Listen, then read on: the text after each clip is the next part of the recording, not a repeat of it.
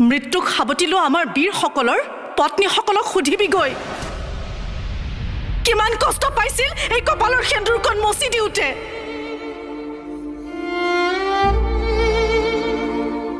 মনত ৰাখিবি, ভাৰতৰ প্ৰতিগৰাকী নাৰীয়ে নিজৰ স্বামীৰ নামত কপালত আঁকি লৈ এই ৰঙা সেন্দুৰৰ ফুটটো ই কেৱল এটা ফুট নহয়, ই এক সাহস, ই এক শক্তি।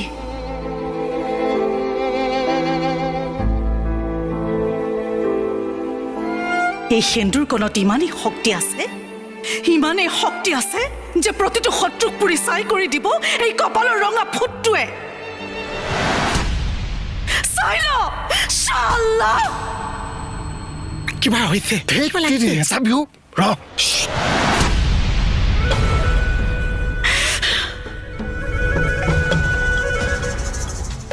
চাই ল